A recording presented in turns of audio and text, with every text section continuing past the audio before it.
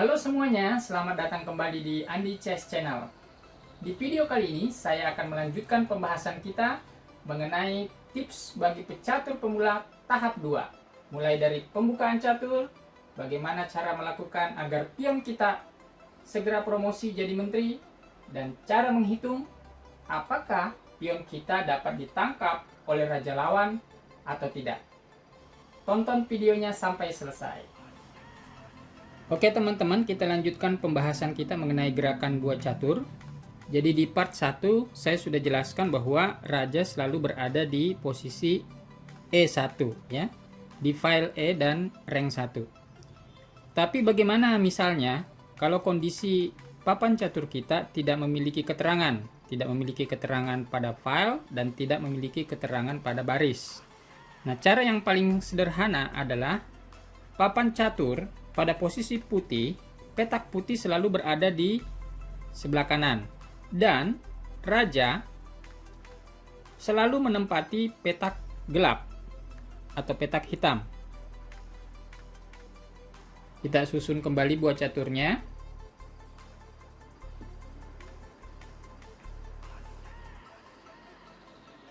Selanjutnya yang perlu kita ketahui adalah mengenai petak pusat papan catur.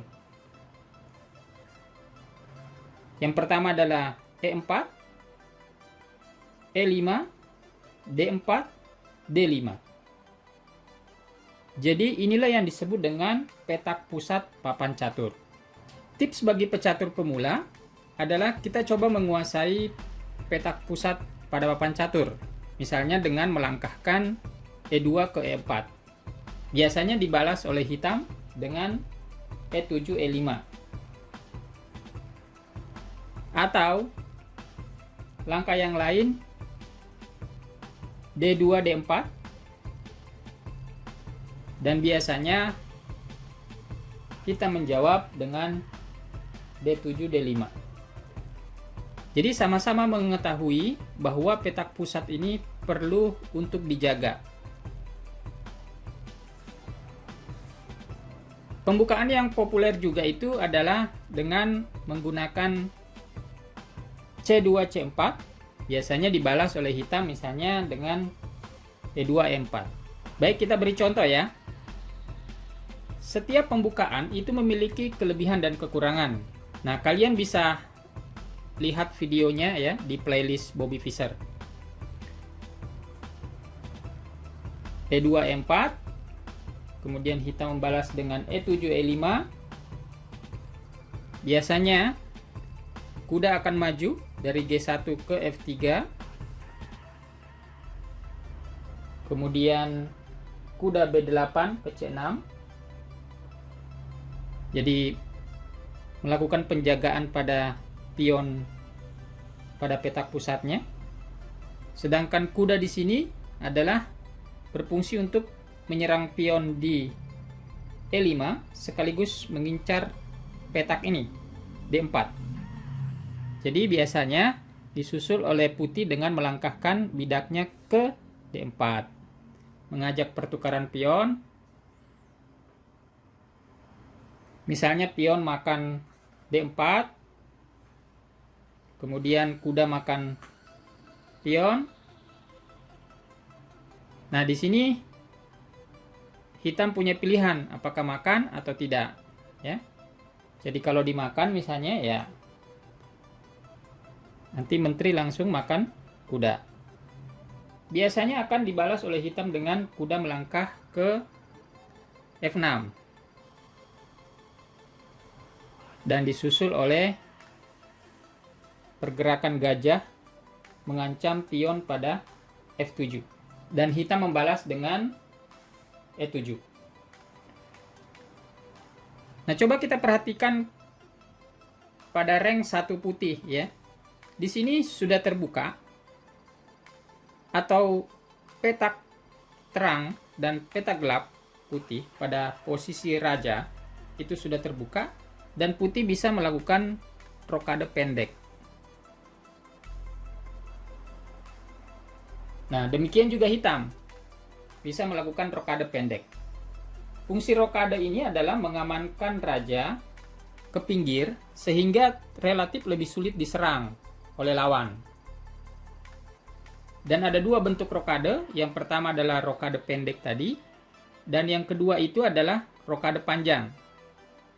Contohnya,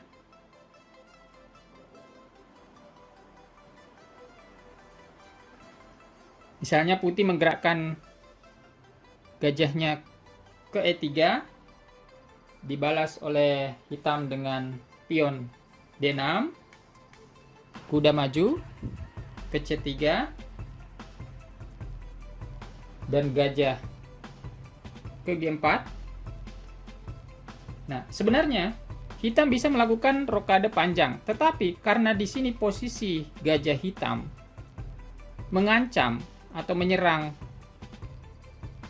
D1 atau baris di mana Raja Putih bisa melakukan rokade, maka rokade yang dilakukan oleh Putih tidak jadi dilaksanakan atau tidak dapat dilaksanakan karena jalannya sudah diancam oleh gajah hitam. Maka solusinya adalah Putih harus mencoba menutup dulu jalan gajah tadi dengan pion F3. Gajah misalnya mundur, jalurnya sudah aman ya, karena sudah ditutup oleh pion, baru Putih bisa melakukan rokade panjang. Raja Putih harus selalu berada di petak gelap, baik itu rokade pendek maupun rokade panjang. Baik, itu contoh pembukaan pertama ya. Jadi belajar bagaimana cara melakukan rokade pendek dan rokade panjang. Kita kembalikan ke posisi semula. Baik teman-teman, kita lanjutkan ke pembukaan berikutnya. Untuk pembukaan, sekali lagi saya informasikan bahwa kita sebaiknya mempelajari pembukaan disesuaikan dengan tipe bermain kita. Jadi kalau tipe bermain kita itu adalah penyerang atau fighter, itu biasanya membukanya adalah E2, E4. Ya. Tetapi kalau tipenya itu adalah tertutup atau lebih suka bertahan, ya tentu bukan ini ya. Bisa membuka pion ke sini, ke D4, bisa. Atau misalnya justru mengawali dengan membuka pion D3. Nanti dilanjut gajah ke E2, kuda ke F3, dan melakukan rokade pendek. Tapi kalau tipe penyerang, biasanya yang dibuka itu adalah E2, E4, atau F2, F4. Permainan tajam ala Piser ya. Oke, kita lanjutkan. E2, E4. Kemudian dibalas dengan E5. Gajah bergerak ke C4, mengancam bidak F7. Ini adalah bidak yang lemah karena hanya dijaga oleh raja. Jadi biasanya Putih menggerakkan gajahnya ke C4 untuk menyerang bidak lemah di F7. Misalnya hitam melangkah dengan kuda ke C6, Putih dengan kuda GF3, kemudian B6, dibalas oleh Putih dengan D4, pion makan D4,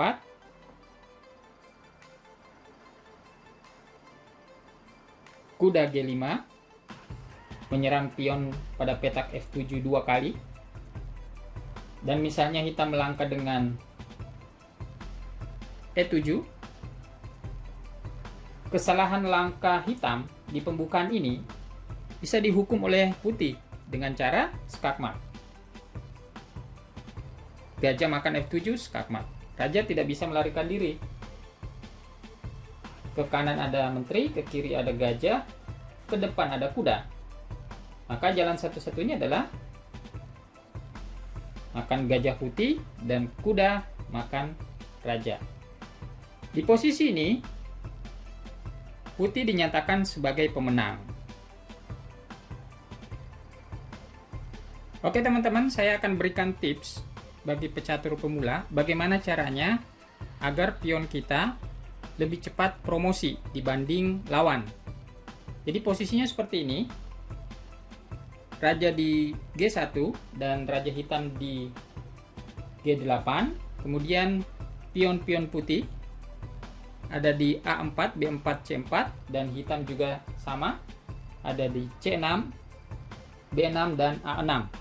Caranya adalah pion maju ke B5, maka hitam tidak punya jawaban selain makan. Misalnya dia makan menggunakan pion C6, makan B5.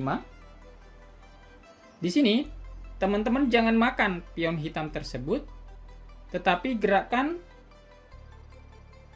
pion A4 ke A5.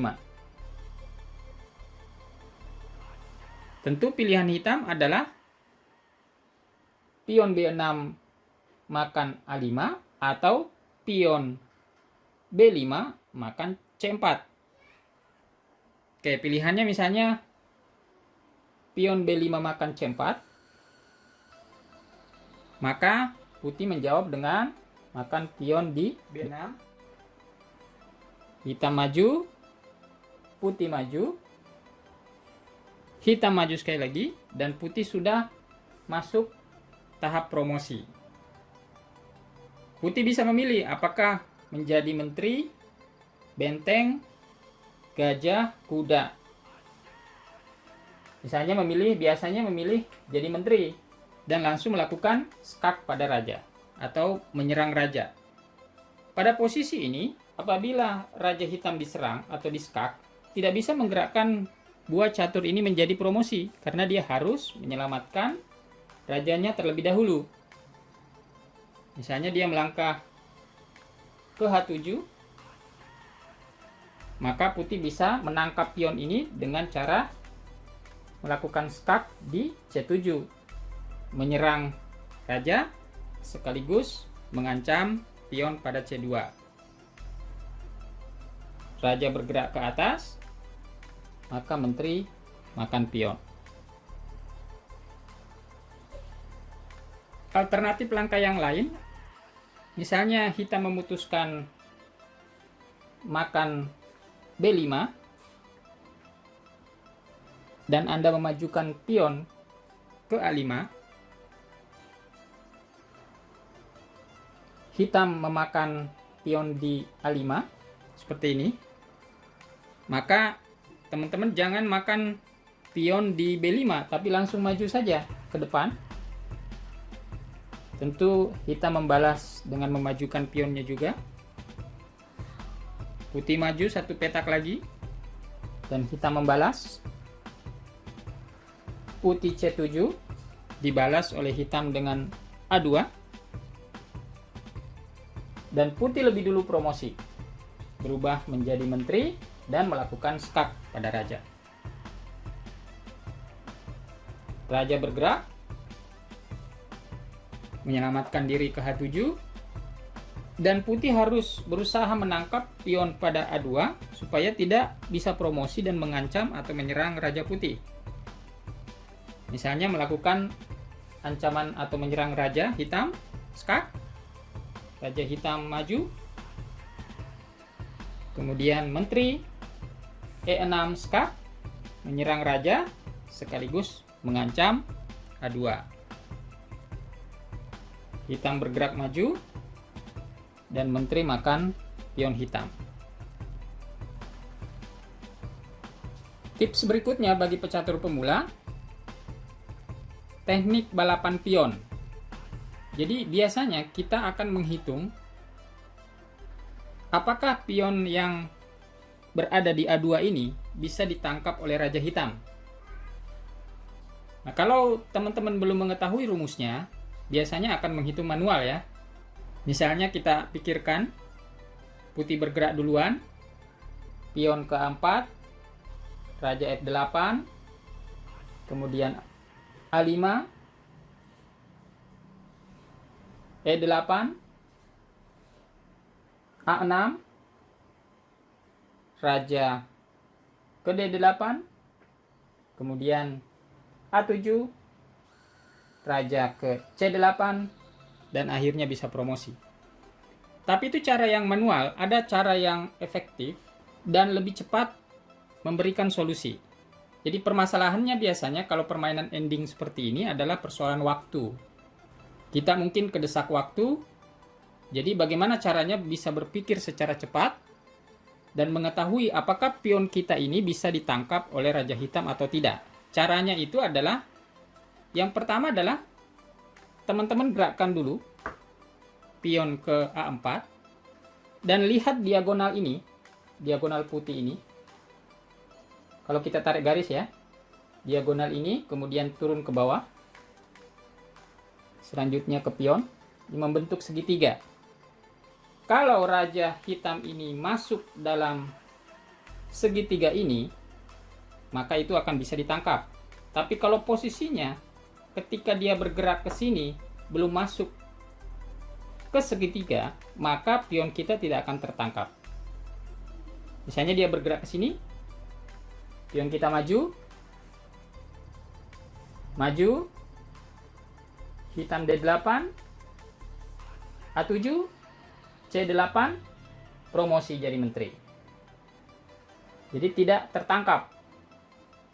Apabila Raja Hitam berada di posisi ini, di F8, dan kita membayangkan kalau bergerak duluan itu adalah pion maju ke A4, kemudian hitam maju ke E8, berarti dia berada di dalam garis atau berada di dalam segitiga yang kita bayangkan. Maka pasti pion kita akan bisa ketangkap oleh Raja Hitam. Buktinya adalah seperti ini. Kita maju, kemudian Raja Hitam E8, A5, D8, C8, A7, B7. Pion kita tidak bisa promosi, walaupun promosi misalnya jadi menteri, tetap langsung bisa ditangkap atau dimakan oleh Raja Hitam. Oke teman-teman, cukup dulu ya video di part 2 ini. Jika kalian menyukai video seperti ini, jangan lupa klik like, subscribe, dan nyalakan loncengnya di Andi Chess Channel. Kita akan bertemu kembali di video-video berikutnya. Salam Gens Unasumus, terima kasih.